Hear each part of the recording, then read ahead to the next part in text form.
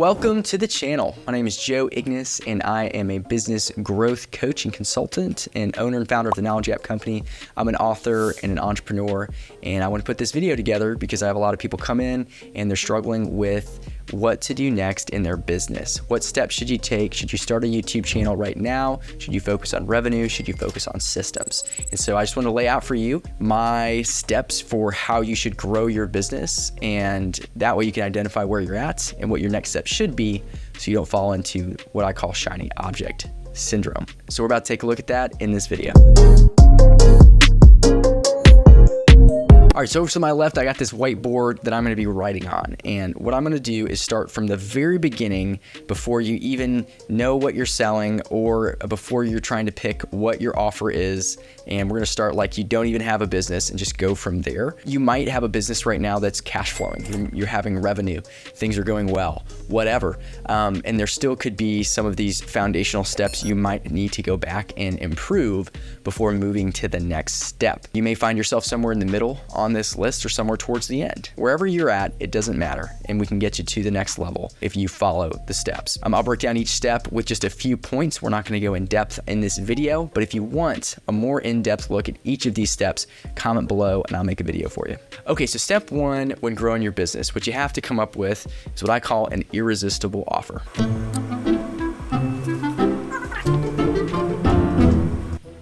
It's harder than you think to write with this massive marker on here, and irresistible took me about 10 tries to figure out how to actually spell that thing. So have an irresistible offer. So what does that mean? Your offer needs to fit into the market so well that it's a no-brainer for people. You need to be solving a problem, and you need to be selling it in a way that follows emotions. For example, I saw an ad the other day for a local plumbing company, or it was like a basement crawl space company. I can't remember the name of it. But what they talked about is everything in the basement they fix, right? And they talked about where we could go from this to that in mold and percentiles and numbers and yada, yada, yada.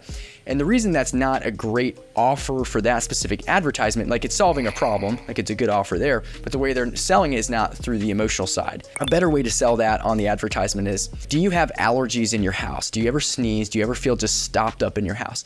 Did you know that could be from your basement? Yeah, you might actually have mold down there. And then going into the stuff first, because you've got to relate with something that actually happens to people. And that's where that irresistible offer comes in. It's irresistible for someone to solve pain. If I have pain of allergies, or I'm like always sick at my own house, I want that solved because it's emotional, it's hurting, it sucks. And if you get people to that level, you'll actually close better, for example. So your offer's got to hit those emotions, it's got to solve a problem, and it's got to fit into the market very simply.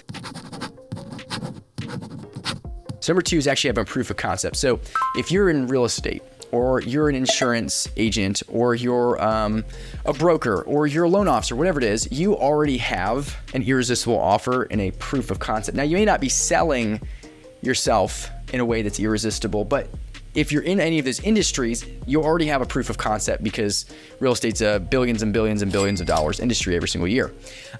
Where a proof of concept comes in is if you're pioneering a new business model. For example, I teach them how to do a coaching program for, where their expertise is, whether it's wealth or short-term rentals or something like that. And coming up with a proof of concept is getting some sales and getting some results for people and being able to show others that you can replicate the results for people. So we did that at the Knowledge Gap. In the first 12 months, we have some case studies, a bunch of testimonial videos and 5-star reviews. We actually tracked people's stats on how fast their business grew when they worked with us compared to the market, compared to the average. And we saw, huge percentiles increases in revenue. We have people who had their best years ever, and the real estate market dumped like 50% in value or something like that. Don't quote me on those numbers. You can go look them up. That was just what one of my clients mentioned to me. So that's the proof of concept. Can you repeat the success with every single client? And if you're in any of those industries where you already have a proof of concept that there's money in the market, right? There's value there to be solved, and you can repeat. If you're not having a great result with every client, you need to come back here. All right, so number 3 is establish your brand. So I work with a lot of clients and they'll come in and they have a proof of concept, or they're in a proof of concept industry like real estate loan off, mortgages or whatever it is, right? Insurance. And we know there's money there, but they're having trouble distinguishing themselves from everybody else. And that's because they haven't established their brand. So a brand is the way people feel about your business. When they think of your name, what do they think of? And in order to figure out your brand, you need to think about why you do what you do and your actual mission and vision for that business. And if it's all about making money, people probably aren't going to work with you. Really, people connect and trust you based on your destination in life. And so there's 3 levels of connection that we talk about when I coach people. There's a thing called location, where we connect on places we've been. There's things on observation, where we're in the same circles, or I like football. I'm a big Tennessee Vol fan, so I can talk about all the sports and then we connect there. And destinations, where we're going. So for example, there's investor groups like a local one called Sono Investors by a client of mine, Charles Gorman. And that's all investors. They all meet up. They have the same vision for what they want to accomplish financially for their lives. And investing goes way further than that too. And the reason an investor might want to work with someone is based on why they do it. What's really their experience? Because if there's a really big why, they probably have the experience and they probably have done what they need to do in order to help you with whatever service it is. If you're, for example, an investor, but realtor or a mortgage, whatever. So if you have not established a brand, people can't think of certain words when it comes to your name, or there's not like a word like the knowledge gap that comes to the brand, you need to go back and you'd be thinking about, how can I communicate my why to people without coming off as someone who's just saying, I'm the best at everything, because everyone says they're the best at everything. So you have to think differently than that. And my advice is that good branding comes up in conversation. All right, number 4 is build scalable systems, and that's really beautiful over there. So I tried really hard to write that. Okay, at this point, you should have an irresistible offer that solves a problem, right? And it's something that has a place in the market, and it's connecting with emotions. And at this point, you should have proof of concept. There's money here. You can replicate really good results with whatever business, whether you're an entrepreneur starting your own thing, or again, you're in one of these established businesses.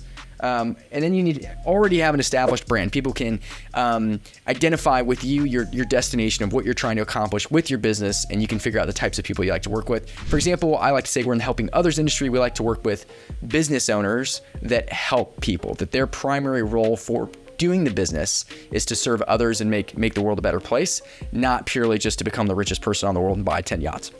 So when you're building these scalable systems at this point, you should have revenue coming in. But now the problem isn't that your offer is not good or your sales process isn't good. It's now a time problem. It's an efficiency thing. And one of the best things you can do is just free up your time so you can sell more. So if you want to get to the next level in business and you're in this place, you need to think about technology for automation. Like, what can you just utilize a software for $50 a month, or even $100 or $200 a month, that allows you extra hours? And the way you want to think about if you should invest in a certain system or a process or a software, or hiring an assistant or a marketing agency, or like a podcast and YouTube agency like my business, where we will handle everything full concierge service, you just need to know how much your time is worth per hour. So if you want to make $400,000 a year at your business, then and if you're the only person selling, right, then you have to generate X number of dollars per hour. Let me actually do the math on that. So 400,000, got my calculator out. You divide that by, let's say you work 50 weeks and you have 2 weeks off or something like that. And let's say you want to work 40 hours a week. I'll just keep it really simple. Your time, if you want to make $400,000 a year, is $200 an hour. So for example, if your time's worth $200 and you're trying to have $400,000 business, you're the only person selling, right? Any software that saves you an hour, that's less than 200 is worth it. Okay, so if you have 4 hours saved by one software that's $300, well, you would make $800 if you just went and sold. And that's what you need to happen. So that $300 has helped you leverage to make an extra $500 for your business. Okay, so number 5 is optimizing your lead flow and revenue. When you have your offer, you have proof of concept, you have your brand, you have all of your systems in place to where you've maximized your time. At this point, your only focus is how much lead flow and revenue can I generate for me personally. You want to maximize, get to the level, see what that actually is. So then you can develop a program to hire more people, whether it's sales and operations, which we're going to talk about in a second, that's now replicatable, right? And so you need a proof of concept here all created with your systems working together to where if you hired somebody off the street, you could be trained. Maybe they have to have some sort of specialization, right? Coming from a different industry, whatever it is, they could be trained to perform at a high level and replace you. Because really the goal of a business owner isn't to be the person who makes all the money, does all the things. It's really to replace yourself so you can work on growing the business, and that way your time can be spent in other places.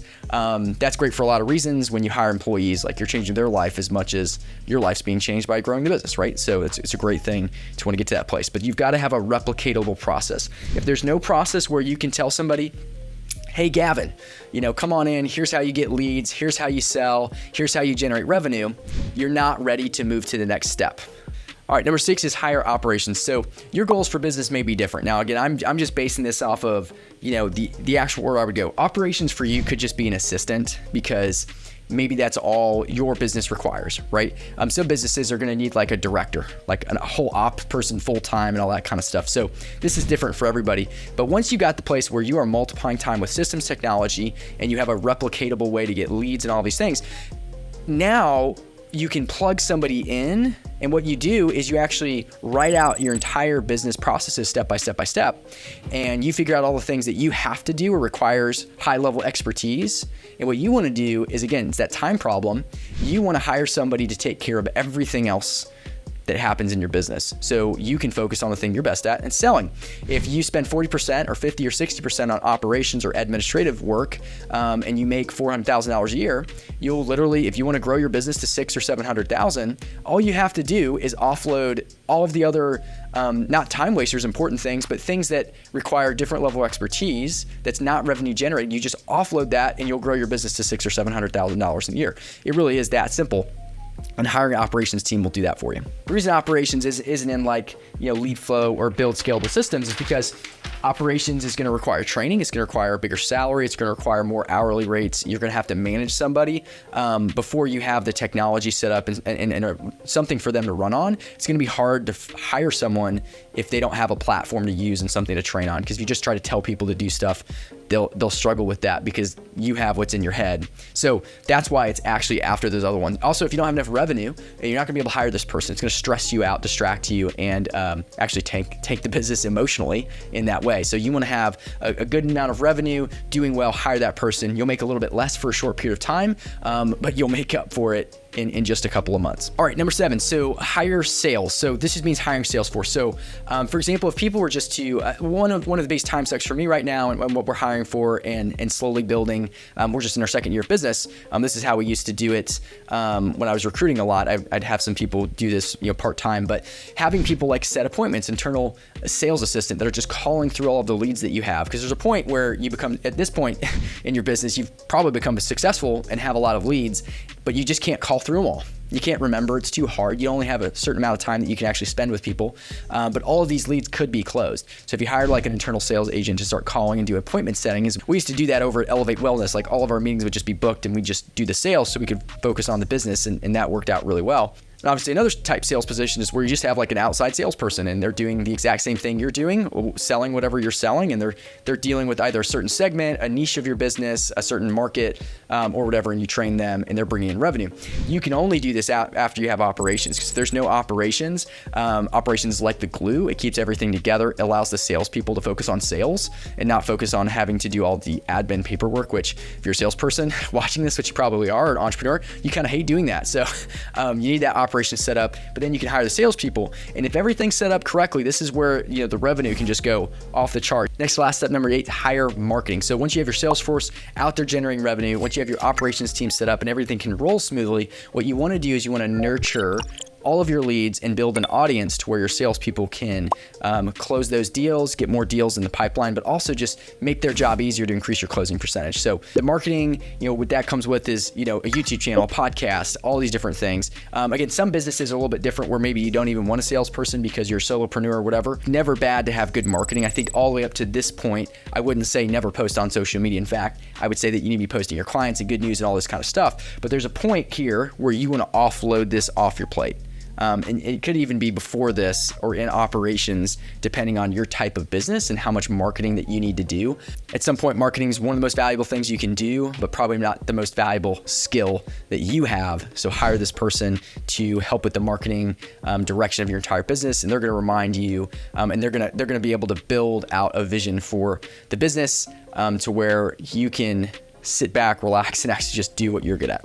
All right, last step is real simple. You just scale. So if you have your operations team, your sales team, your marketing team all set up, if you have a replicatable lead flow system and revenue generation model that they can go off of, if you have scalable systems and you have an established brand, proof of concept, and an irresistible offer, your business is only limited by the number of salespeople that you hire or the amount of marketing dollars you put into advertisements for lead flow, and then you can just get your business to wherever you want it to be. So guys, I hope that helped. I hope you can identify where you're at. I'd love to hear in the comments what step you might be on. And if you have any questions whatsoever, always open to answering those so you can figure out how to grow your business. I'm a big believer that if entrepreneurs do well, they're the people who are investing in charities and local businesses all over the country, all over the world, especially here in Knoxville where I reside. And that's why I do what I do. It's to inspire people to do what inspires them, add value to the people around. By the way, if you want to support the channel, I did write a book last year called The Problem with Potential. So if you're an entrepreneur and you want to